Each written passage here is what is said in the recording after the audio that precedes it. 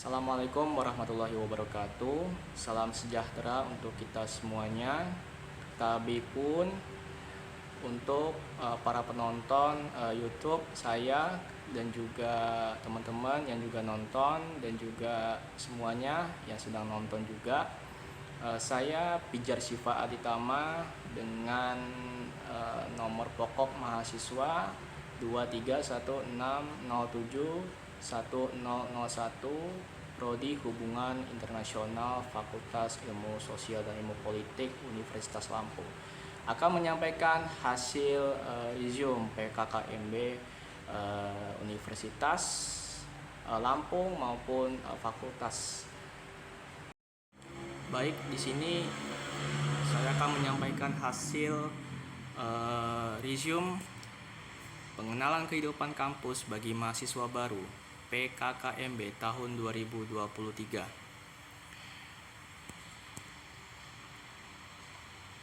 Program pengenalan kehidupan kampus bagi mahasiswa baru atau PKKMB merupakan program kegiatan wajib bagi mahasiswa baru bertujuan memberikan pembekalan dan mempercepat adaptasi terhadap keadaan lingkungan yang ada di kehidupan kampus. PKKMB Universitas Lampung digelar selama 2 hari pada tanggal 14 sampai 15 Agustus tahun 2023 secara hybrid, yaitu secara tatap muka maupun virtual. PKKMB Universitas Lampung tahun 2023 mengangkat tema merajut kebersamaan dalam Bhinneka Tunggal Ika untuk mewujudkan Unila Biscuang dengan menciptakan mahasiswa yang unggul dan inovatif.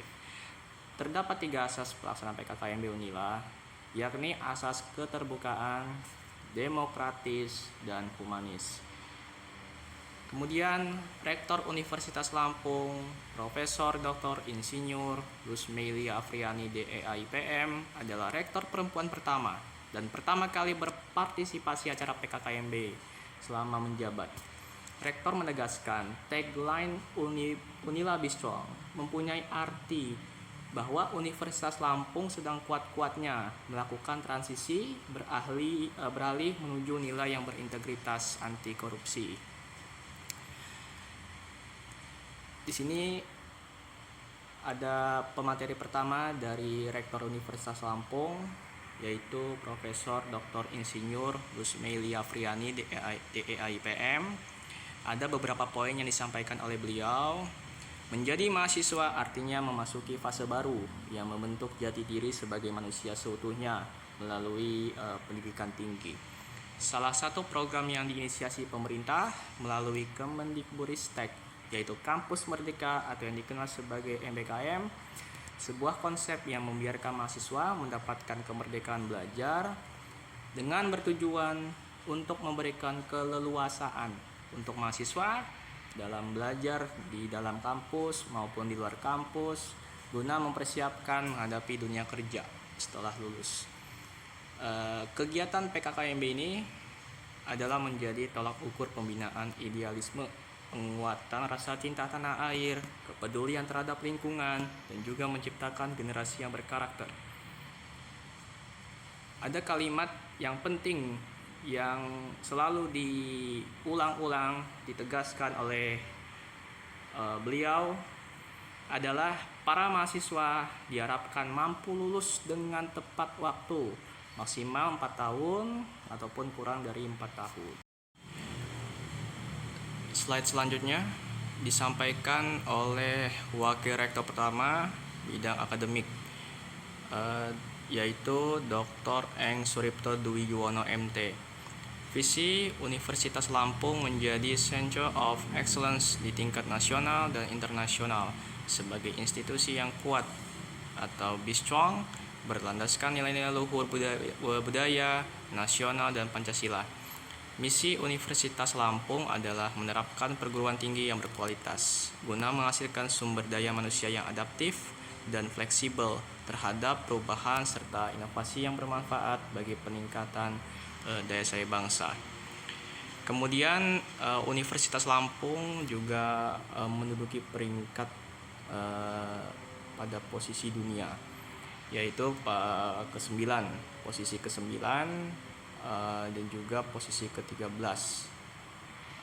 Kemudian Universitas Lampung dalam penerimaan mahasiswa baru tahun 2023 sangat menerapkan proaktif, profesional, akuntabel, transparan, dan inovatif.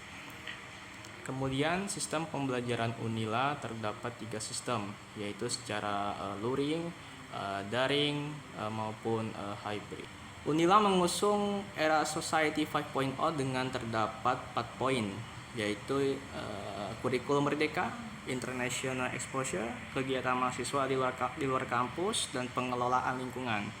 Unila mempunyai sebagai ciri khas yaitu program Merdeka Belajar Kampus Merdeka atau MBKM. Terdapat 8 kegiatan pembelajaran di luar kampus. Yang pertama adalah pertukaran pelajar, magang ataupun praktik industri, membangun desa, kewirausahaan, studi, proyek independen, mengajar di satuan pendidikan, kemudian penelitian atau riset, dan juga proyek kemanusiaan. Slide selanjutnya ada pemateri ketiga yang disampaikan oleh Wali Kota Bandar Lampung, Hajah Deva Dwiyana SE. Ada beberapa poin yang disampaikan oleh beliau.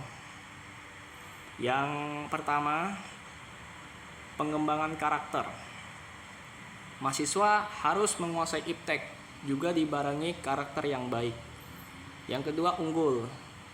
Mencakup nilai dan sikap positif yang memiliki karakter yang baik dengan ditunjang oleh kemampuan kreativitas, kepemimpinan, dan semangat juang yang tinggi. Yang ketiga adalah inovatif. Selalu berpikir maju, inovatif, konstruktif, menyukai belajar dan menciptakan lingkungan belajar yang kondusif. Terdapat 5 poin untuk mengimplementasikan pengembangan karakter yang unggul dan inovatif. Yang pertama adalah mengenai lingkungan dulu. Beradaptasi keadaan lingkungan kampus, lalu kemudian berinteraksi dengan lingkungan sekitarnya, pemahaman tentang perbedaan, kemudian mengasah jiwa kasih sayang terhadap sesama, dan juga mengembangkan potensi pribadi. Selanjutnya ada pemateri keempat yang juga disampaikan oleh Danrem Korem 043, yaitu Brigadir Jenderal TNI Iwan Ma'ruf Zainuddin SE. Ada poin-poin yang juga disampaikan oleh beliau, yaitu bela negara. Bela negara merupakan sebuah konsep yang disusun oleh perangkat perundang-undangan dan petinggi suatu negara tentang patriotisme seseorang, suatu kelompok, atau seluruh komponen dari suatu negara dalam kepentingan mempertahankan eksistensi negara tersebut. Setiap warga negara memiliki kewajiban yang sama dalam masalah pembelaan negara. Hal tersebut merupakan wujud kecintaan seseorang warga negara pada tanah air yang sudah memberikan kehidupan padanya. Ada poin-poin yang paling penting untuk kita mencintai NKRI. Yang pertama, ada budaya tertib lalu lintas, antri, disiplin, kemudian stop korupsi, kolusi, dan nepotisme. Kenali Indonesia dengan baik, hentikan tontonan tidak bermanfaat, sadari pembedaan itu indah, jadikan keramahan sebagai simbol Indonesia. Pahami makna upacara, hindari seks bebas, gunakan produk dalam negeri. Selanjutnya ada pemateri kelima yang juga disampaikan oleh Polda Lampung. Ada poin-poin yang disampaikan oleh pihak Polda Lampung. Yang pertama, radikalisme, intoleransi. Radikalisme adalah paham atau aliran yang berusaha untuk melakukan perubahan dan pembaharuan dengan menempuh cara-cara kekerasan dan ekstrim. Radikal tidak selalu berkaitan dengan keagamaan, namun terjadi pada semua gerakan ideologis yang dilakukan dengan cara fanatik dan revolusioner. Kemudian intoleransi adalah suatu kondisi jika suatu masyarakat agama atau non-agama secara spesifik menolak untuk menoleransi praktik-praktik para penganut atau kepercayaan yang berlandaskan agama. Ya, intoleransi juga dipengaruhi oleh dua hal. Yang pertama adalah perbedaan dan ketidaksetujuan di tengah-tengah masyarakat. Sebanyak di sini ada kasus terorisme juga dan juga data kasus narkotika. Sebanyak 24 orang napiter yang terjerat kasus terorisme yang tersebar di berbagai lapas di wilayah Lampung. Pada tahun 2023, data kasus narkotika sejumlah 773 kasus dan 1.165 tersangka yang berada di wilayah Provinsi Lampung. Ini yang paling penting, ada dua langkah. Langkah pertama untuk mencegah radikalisme dan intoleransi, yaitu pertama memberdayakan Thomas atau agama. Yang kedua, koordinasi TNI dan Polri, akademisi, Pemda, jurnalis, serta para YouTuber atau selebgram. Memberdayakan polisi masyarakat, kemudian perkuat nilai-nilai kebangsaan, dan juga penegakan hukum. Kemudian langkah untuk mencegah aksi terorisme dan narkotika, yaitu pertama pelajari agama, kenalin modus perekrutan NII. Kemudian tolak kajian yang sembunyi-sembunyi, kemudian berdialog kepada orang lain, kritis, kebinekaan, silaturahmi, dan yang paling penting adalah saring sebelum sharing.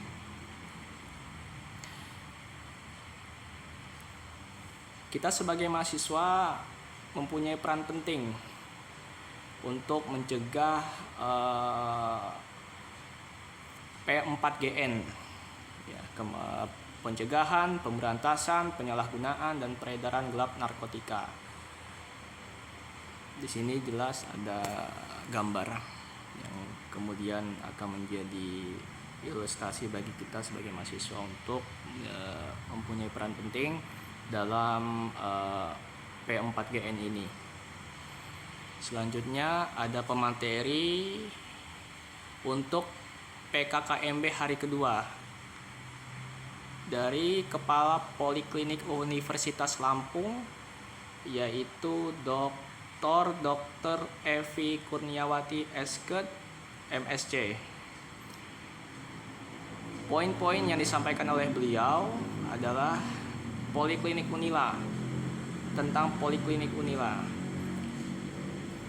Poliklinik Unila adalah jasa klinik kesehatan yang diberikan sepenuhnya untuk seluruh mahasiswa dan akademisi Unila serta masyarakat umum. Berbagai jenis layanan kesehatan yang disediakan oleh klinik Unila seperti poligigi, pemeriksaan kesehatan umum, pemeriksaan kesehatan ibu dan anak, dan konsultasi dokter. Ketika pandemi COVID-19, Poliklinik Unila telah memberikan layanan vaksin COVID-19 kepada seluruh mahasiswa, dosen, tenaga kependidikan Unila, serta masyarakat umum sebagai program vaksinasi nasional. Para mahasiswa diperkenankan dapat memindahkan fasilitas kesehatan atau Vaskes dari domisili awal ke klinik Unila melalui aplikasi mobile JKN, sebab mahasiswa bisa berobat atau konsultasi ke klinik Unila secara mudah. Yang juga ditegaskan oleh beliau selaku Kepala Poliklinik Universitas Lampung. Selanjutnya ada pemateri dari Gubernur Lampung, Bapak Insinyur Arinal Junaidi. Ini sangat menarik sekali poin-poinnya. Yang pertama, mahasiswa baru diharapkan menjadi insan intelektual dan berwawasan global, kreatif dan inovatif, namun menjunjung tinggi nilai-nilai jati diri dan karakter kebangsaan. Mahasiswa harus menjaga kebanggaan orang tua dengan rajin kuliah, tentukan belajar cepat lulus dan berkarir.